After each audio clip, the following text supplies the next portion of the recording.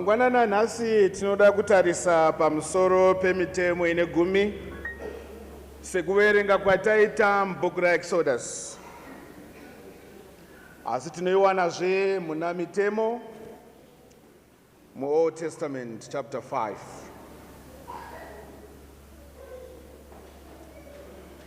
Mitemo ino 10 handisi chiro chitsva kwatiri. Apo tinotanga kuva vaKristu, zvikuru sei musangano rinei, vanhu vanodzidziswa 10 remitemo mukatekizima yedu. Asiwo tinoita dambudziko rekuti mitemo iyoyi inongomemoraizwa chete, vanhu vachidawo kusimbiswa. Asi kuti wadzike nekuinzwisisa dzimwe nguva zvinenge zviri kure. Mitemo ine 10 tinoita recite munguva yeAdvent, apo tinenge tiri kugadzirira kubarwa kwatenzi wedu Jesu Kristu. Uyezve tinoita recite sezvataita mukuhamba kwesevhisi ino munguva yeLent.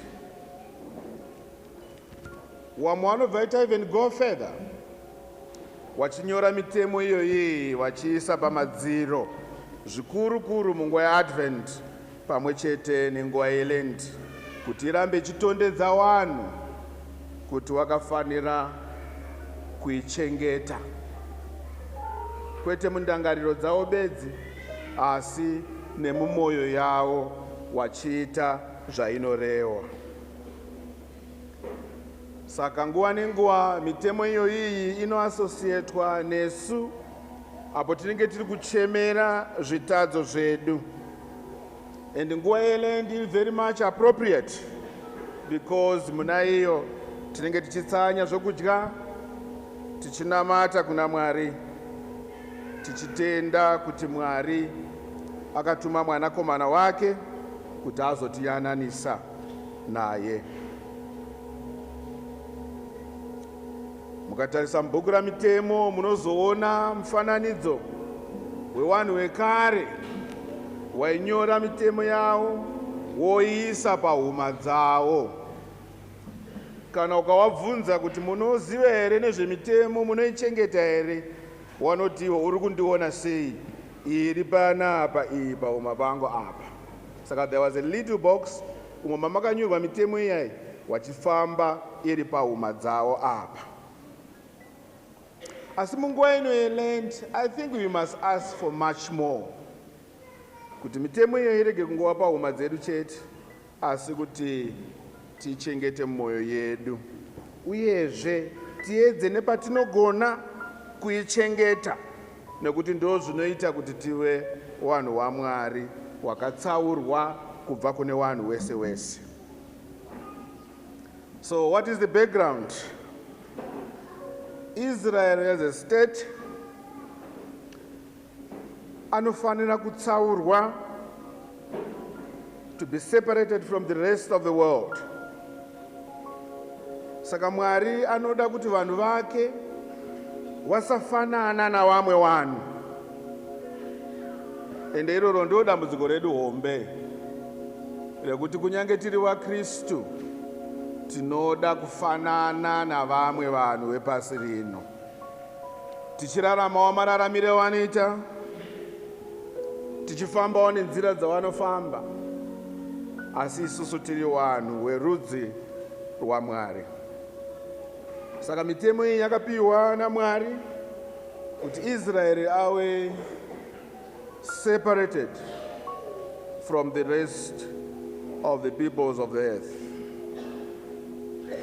Yakapiwa zvakare kuti Israeri aratidze muupenyu hwake the practicality of holiness. Saka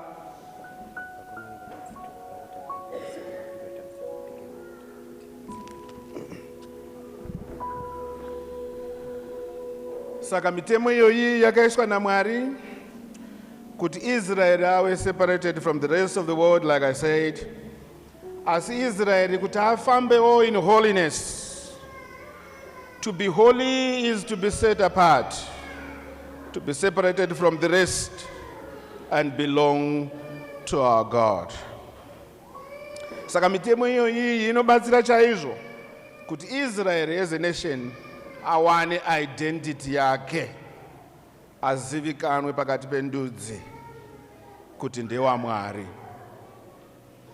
Saka imimi oneni chidokwa chedu sechechi kudzidzisa vana wedu catechism, kuramba tichitaura mitemo iyi munguva yeLent neAdvent, kuwawarira chaizvo kuti tive vanhu vakaseparatwa, kuti tive vanhu vanova vanhu vaMwari. Yakagadzirwa zvemitemo iyi kuti vanhu vabatsirane, so that the community meet the needs of each other and each individuals. Saka muchaona kuti mitemo iyi ine chekuita neupenyu hwedu nekugarisana kwedu. So there are two major divisions mumitemo iyi, and the two parts are: one, our obligation to God, and number two is our obligation to fellow human beings. Tenzi wedu Jesu Kristu wakangotaura statement duku yokuti takafanira kuda Mwari uyezve takafanira kudawo vamwe wedu sekuzvida kwatinoita isu pachedu. Akabva ati muna izvozvi ndo mune mitemo yese nawaprofiti. So we see these two distinct divisions or parts of the 10 Commandments. Mitemo yokutanga mina, handizivi kuti sei iri mina, inotaura nebasa redu kana kuti what we call our duty to God. Saka 1, 2, 3, 4, it is about our upright relationship with God. Kana kuti our vertical relationship, and that relationship is a relationship with God. Mitanhatu inoteera ine chekuita ne our horizontal relationships, kureva kuti magarisirane atinofanira kuita sawanhu. Saka muchaona kuti mugumire mitemo irorere hatigone kuva vanhu vanorelate to one another unless we relate first and foremost to God. Muri kuona here kuti mitemo mina iya yekutanga ndio inogadzira ukama hwedu naMwari, kuitira kuti tigogona kuva neukama neavo vatakagarisana navo. Saka ngatikosherwe ndizvo izvi kuti handigone kuda my neighbor unless I love first and foremost our God. Saka uchaona kuti tikatadza kuichengeta tiine izvi neukoshwa hwakadari, hatigone kuichengeta zvakazara. Saka God created you and me so that we love him first before we love our neighbor. And ndikazvikati kanga tadaro zvese zviri zviri tabva tazadzisa mitemo sezvinodikanwa naMwari. Munguva yeLent, we try as much as possible to be close to God. And we want to try as much as possible to love our neighbors. Ndokusaka tine zviro zvitatu zvakakosha munguva yeLent. Chokutanga kuti tinamate, kuti titsanye, asiwozve kuti tive vanhu vari charitable, vanhu vanokwanisa kupa nekutarisawo munharaunda dzedu nekuita mabasa akanaka. Soko raMwari robva rati ndiko kutsanya kwandinoda kuti mutarise nherera neshirikadzi newane nzara nevari matirongo. Tikanga tagona kuita izvozvo tawane Lent iri meaningful mumaziso atenzi. Ndinoziva kuti kumisha kwedu tine mitemo yakawanda. Dai nanga ndine nguva ndambobvunza wana mitemo yawanoziva yekumusha. Wamwe wanoti tinosvika pamba pedu nenguva dza6. Toti ko ukasvika na9 wanobva wati waberekwa, wanobva wati hausiri mwana wepano. Nekuti wapano wanozikanwa, they are identified by being at home by 6 p.m. Handi muri kupaona identity yatanga tichataura. Saka naIsraeri akaitwawo naMwari izvozvo. Here are the commandments. If you are my child, you are going to live by these commandments. Kana ukatadza, zvoreva kuti mwana weku next door. And the next door yedu munoiziva kuti ndiani? There's always the devil waiting in that next house to catch us and get us and take us away from our God, so that our relationship with God is broken. Saka ngatiteererei mitemo yaMwari kuti tive vana vake, tichengetedze kuchena. Israel was given those commandments so that she remains pure in the eyes of God. Vhangeri riri kutaura pamusoro patenzi wedu Jesu Kristu achipinda muimba yokunamatira. And what does he see? He saw disorder. People disrespecting the house of God. Wachitengesa zvitengeswa zvavo, wachichinjana mari, wachitsinanisa dzingave mombe nembudzi mumba maMwari. Saka soko raMwari ratidzidzisa kuti he did not tolerate these, because people were desecrating the temple nezvavakanga vari kuita mari. So something in Jesus stood up and said, this is not how it should be. Saka hanzi akatora chiwepu chake akatanga kurova vanhu, akawatinhira kunze, akaita 10 upside the tables that were laid in the temple, because he knew that the business that was happening in the temple was not God's business. Munguva yeLent tinoda kubvunzanawo nesu kuti ngezvipi zviro zvamunogona kuitawo mad about. Ngezvipi zviro zvamunogona kupengerawo kana kuti zviro zvinogona kumutsamwisa. SaKristu akapengera nekutsamwiswa nezvakanga zvichiita mutemberi. Mukandibvunza inini, I got so many things that I'm mad about and also angry about. Saka nguva ino yeLent inguva yekutarisa izvozvo izvi, and not just kungotarisa and be angry or be mad, but kupfuurira mberi and do something about it. Saka Kristu akatsamwa hongu, asi pane zvaakaita kuti akorekte zviro zvanga zvisiri right. And when we look into our lives ourselves, there could be many things that we can be angry about. But the question is always, what do we do about it? I look around and I see alcohol and drug abuse,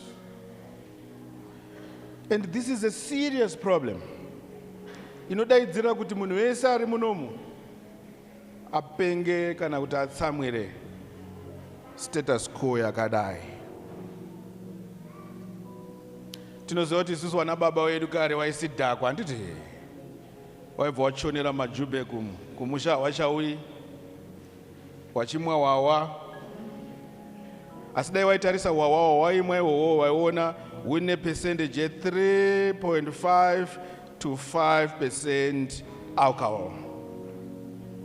If you look at what our children are drinking today, you realize that it's not 3% or 5%, it is 77% alcohol. Saka wanomwa obva wastika. Madrugs avari kushandisa awarari for 1 week, awadyi, awagezi. Wakaona mai wavo wanoti iwe ndiri kukufananidza iwe uno.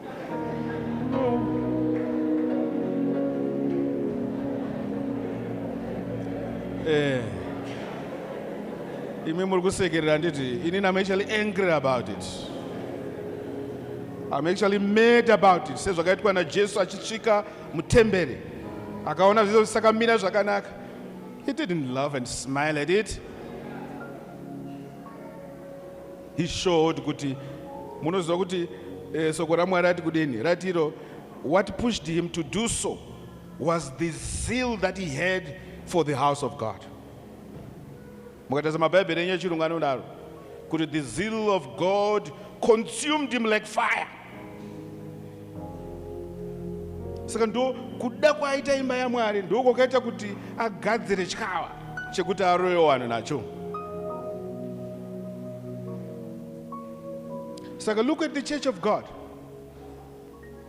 Ine madrug addicts, nevari kuabuse masubstance angave macough syrup nezvimwe zvakadaro. And I think as a church we can join Christ and have this zeal that says this is not what it should be. And we must be put to action. Saka besides kungoona tichiseka, tichitisa tina kufanana neavo, isi tinonamata, what else have we done? What programs do we have to change the situations that we find our children in?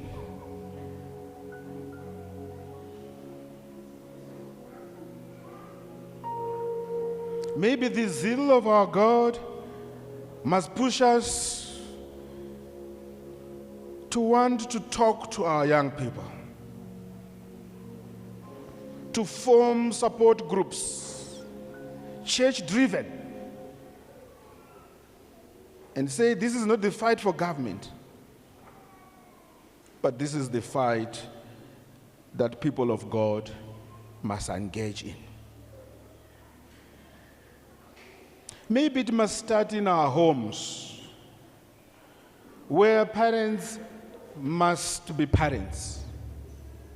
They must realize the power that they have as parents over their children.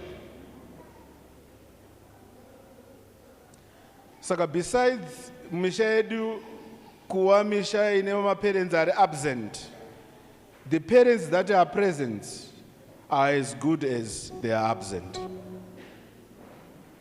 Saka tinao atitauri ngenyaya idzi ndizoka ngekuti tikataura nezvazvo anobva azvisungirira.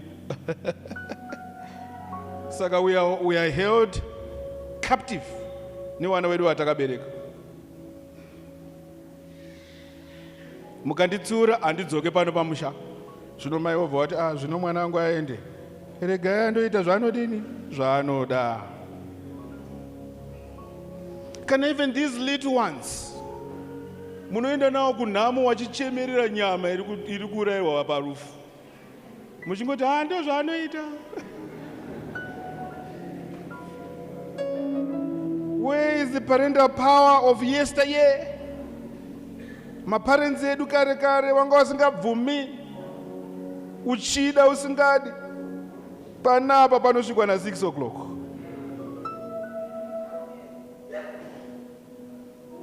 Ende wairara panze. In fact, kwanga kuine kanhu kanonzi kachidhorobho kaibva kagadzirisa nyaya dzese idzi. Imimi wenyu hamucharowi, handiti ka?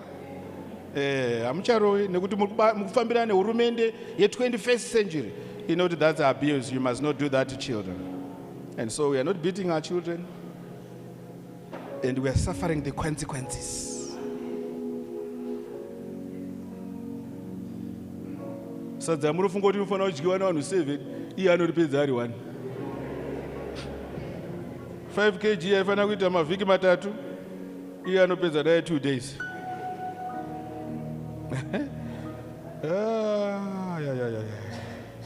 Saka uchada kumuchengeta iye, acharorawo, ubereka zviwana zvake 5.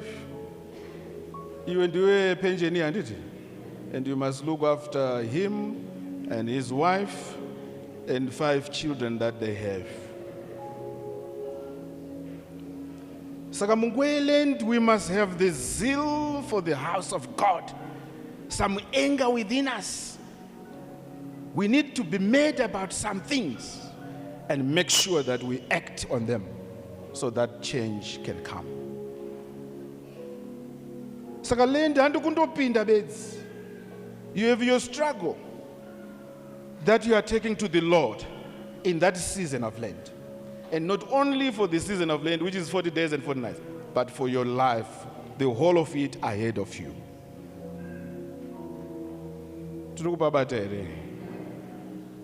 Ini ndo picture yandinoona Jesu achipinda nechaka chake kana kuti nechihepu chake achirowa vanhu.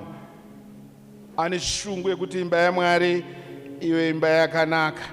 Ende mimi neni tinofanira kuita shungu apo tinoona our surroundings, especially around drugs and substance abuse.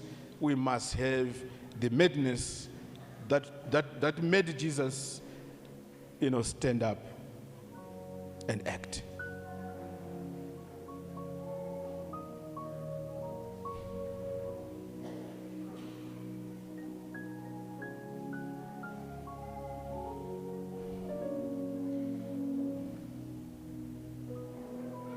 We must get mad towards drugs and alcohol abuse.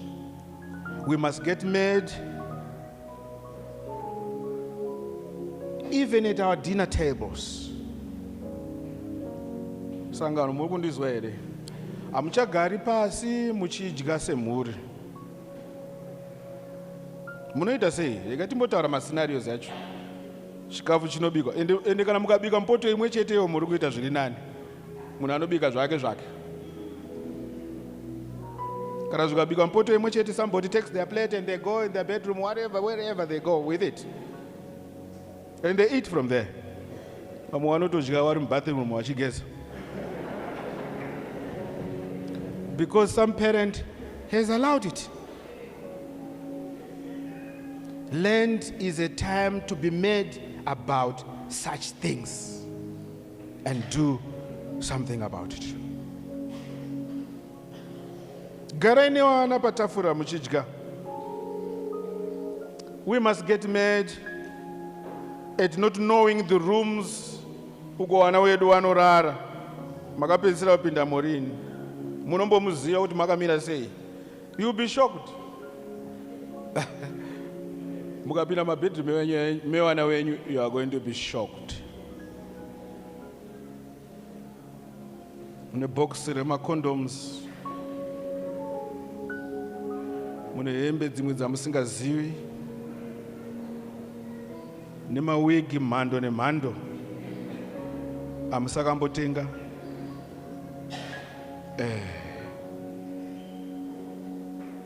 Mune tumatwist twembanje netumabhodhoro.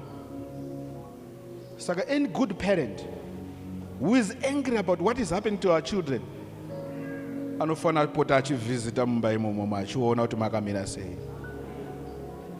Hamubvumirwi ndoziziva. Vamwe vanotonyora kuti muno musapinde, achinyorera mubereki wake newamwe wese.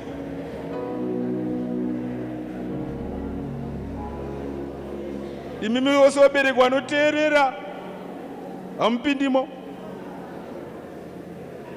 Saka nguva ino yeLent imbovhuraiwo chidhoo ichocho icho. Musakumbire permission, just open the door. Because you have the zeal of the house of God, the anger in you, the madness that God had. Apakapinda mutemberi. Ende mazimba enyu akakura akadai munogona kutoona muine mwana nemuroora.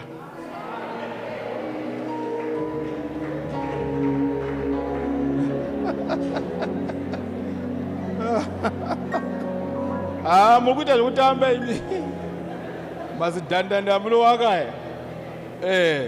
The other dog kuseri uko. Maid ndiye anoziva kutotaura kuti kwane muroora ari panapa 4 weeks ari panapa. Imi muchingosumudza maoko, tinosimudza maoko. Taizwa munoda.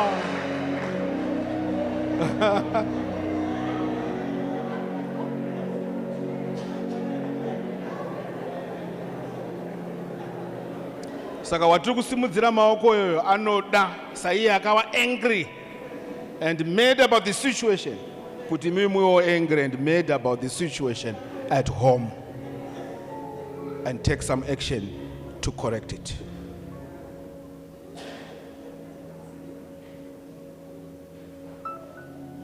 If you are not exercising your parental power, get mad. Abo tiripo tese takawanda. When I was talking to some colleagues, they said, Mazredana, ekuma 70s, isusu, ndisu taizwi, takapedzisira kuteerera vabereki vedu. Vamwese vakateerera mashuromu, amen. Asiwo tine dambudziko nevanhu vekuma 70s ivo wavo. Ivo vakateerera vabereki vavo. Wakabva wafunda maningi, and then they said, isusu taa generation itsva, we must be the first generation that must listen to our children. Mandizwa zvakanaka? Kuti nindiwe zvandirizvo, ndakateerera mubereki wangu handiti? Asi nindigotariswa mwana wangu ndoti aiwa, zvandakaita zviye zvezvo kwanga kuri kupenga. Ndofanira kuteerera iwo watsano aho. Kana wakati hawadisere vita ndoti ashuwa muri kuda chihumba ndomhanya kumashopu kunotenga. Kana kati handisida kuenda nhasi ndikunzwa hangu handisida kuenda kuchechi toti ashuwa marights enyu humba rara henyu.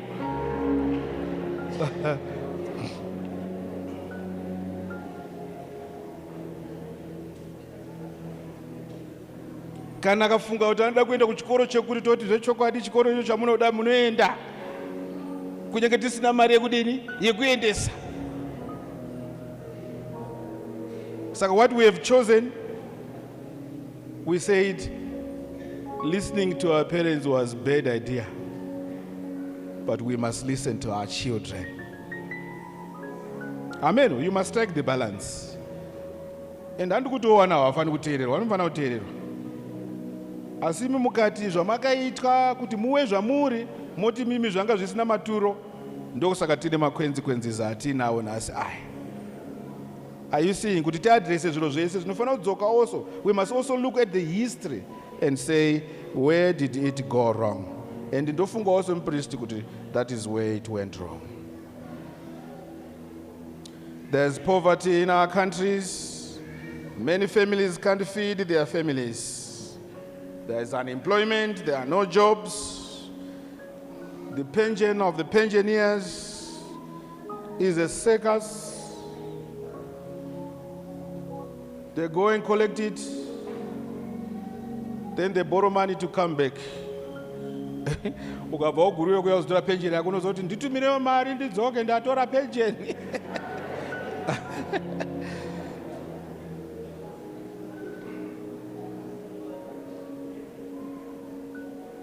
And you are privileged if you have food in your freezers. So unozurura musi wefridge and choose what you want to eat.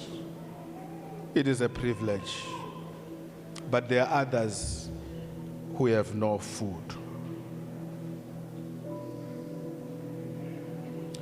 Wanorarama wachitaura kuti 001. Munoziva zvinoreva kuti chii? 0 food in the morning, 0 food in the afternoon, then 1 meal in the evening. Tirite sei?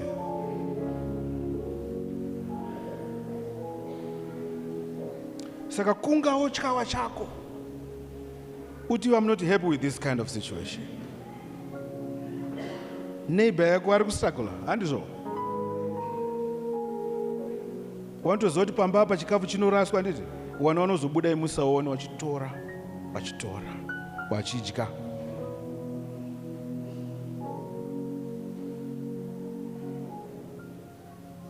The poor are invisible. Kureva kuti havaoneki. We have not come face to face with them. Hatitovazivi. Asi mukaona mabhini enyu akaemutwa mangwana marasa raisi nenyama nechii nechichi, ibvai maziva kuti warombo waripi? Waripo. Asi hawadini? Havaoneki. Lent ino, let us have a burning desire inside of us to look for the poor and assist them.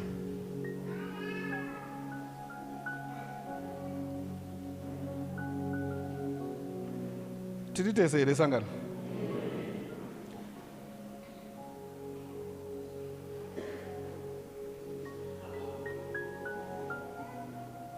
Takakomborerwa kwazvo nelendi yainakidza kwazvo. Lendi takakomborerwa.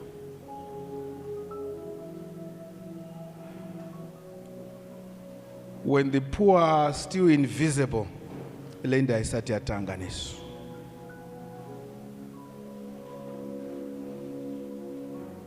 All right, makufunga the poor of the urban, but there's the poor of your parents. Makapisira kwaona rini. Wani zvekupfeka?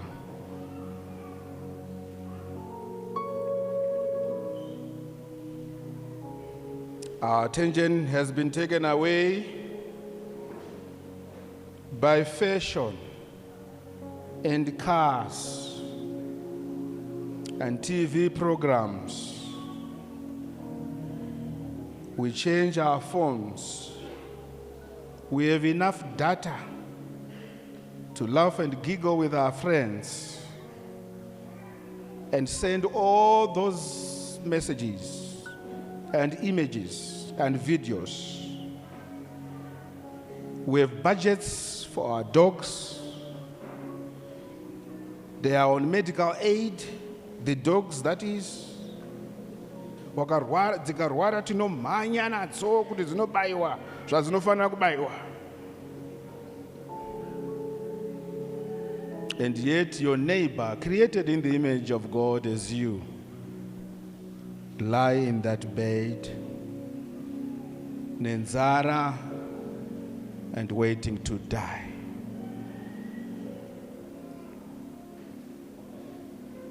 Let us be angry, and let us be mad, and let us get into action.